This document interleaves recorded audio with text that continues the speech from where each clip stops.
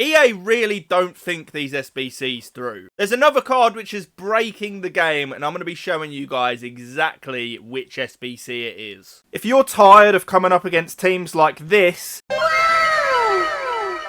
you can get some foot coins through MMO EXP using the link down below. You can also use code JambooUK for 5% off.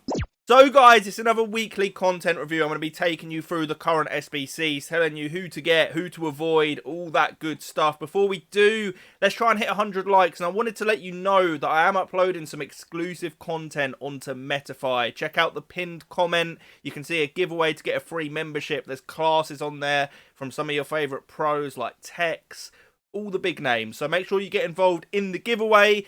And let's get into the video. Okay, so starting off here, we do have N'Golo Kante, still around for another 56 days, and this SBC caused an extreme amount of controversy in the community. Obviously came in at a crazy price, and don't get me wrong, this card is really, really good. You know, he's got the 5-star weak foot, 4-star skills, a bit of a weird pace split, but he's still going to feel really quick in game, especially with that agility and balance in particular.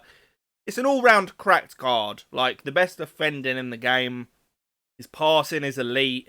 His physicals, you know, for someone who's 5'6", that is crazy. Obviously, the strength on a little bit of a low side. I think they've done him dirty there. By all accounts, this is an elite card. It was just about the price. It was coming in at like, what, 1.5 million coins? But the thing is, with the price of fodder now, I believe he's only coming in at around 800k now, and that changes a lot of things. Would I say that he's now worth it for 800k?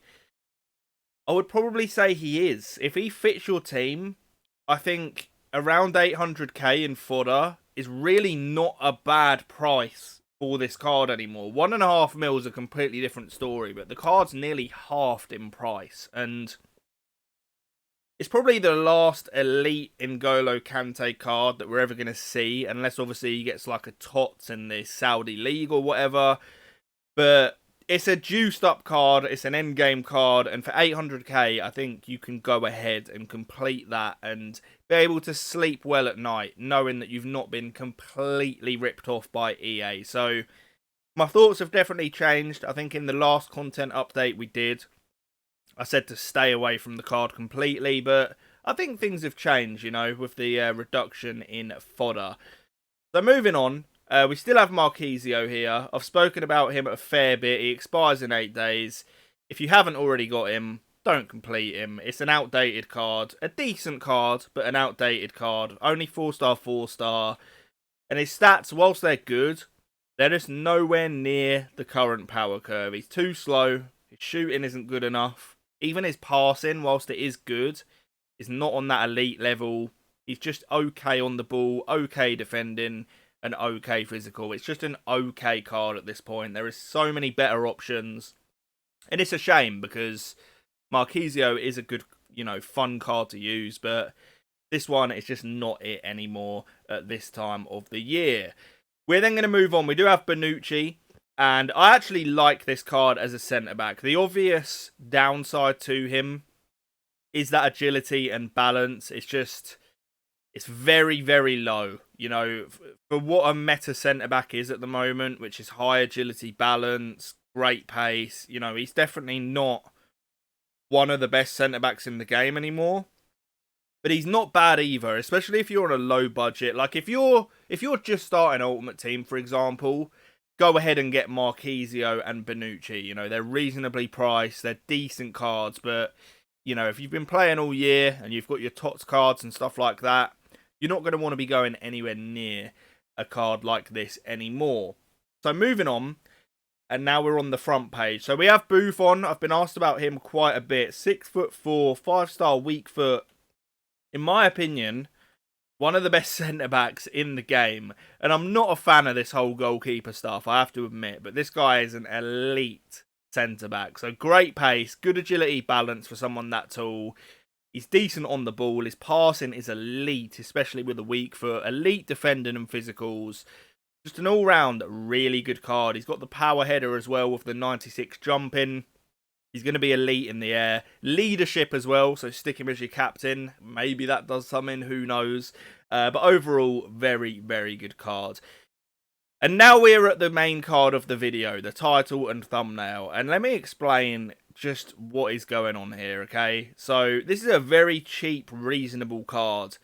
And it is absolutely broken. It reminds me of Milinkovic-Savic, who in my opinion is the best midfielder in the game, except we've got a centre-back version here, a 6'7" centre-back with 85 agility and 83 balance. That breaks the game. You should not have that agility and balance when you're that tall, and it's the exact same with Savic. They gave him cracked out ones as well. It probably makes this guy, I mean, he's without doubt one of the best centre-backs in the game. Depending on how you play, perhaps the best, because he's super quick, crazy tall. You know, he's got the 97 jump in at 6'7". He's got the agility and balance to recover. Elite physicals and defending. He's a ball playing centre back as well. This card is absolutely nuts. And I've said it before, I don't think EA actually think it through. They're not thinking of like the meta and game breaking stuff when they release a card like this. They're just thinking of the content. And it's game breaking because you can't be that tall, that quick, that agile, and everything else that goes with it. You know, the elite jumping. He's even got the stamina to go all game. He's going to be absolutely outrageous. If you've got a Premier League team, just stick this guy in. It's an absolute no-brainer. You know, I would rather have this guy than like Tots Militao, for example. I genuinely would. Just an absolute beast at the back and a must complete. We've then got Lisandro Martinez. 5-star skill moves, 4-star weak foot.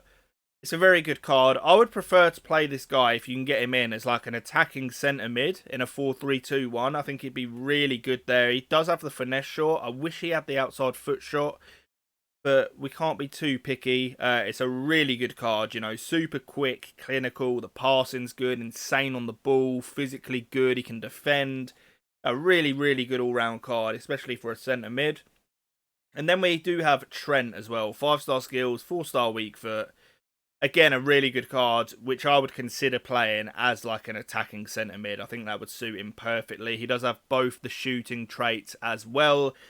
And I wouldn't say he's too bad value either, but definitely the pick of the bunch is this guy, onuachu. Just an absolutely broken card. You guys, you've got to be getting all over that. I'm sure a lot of you will have already. Let me know your thoughts on him if you have used him. But guys, that is the content update. Do yourselves a favour. Get this card in your club. Subscribe if you haven't already. Remember to check out the giveaway in the pinned comments. Leave a like if you enjoyed. I'll catch you guys on the next one. And peace.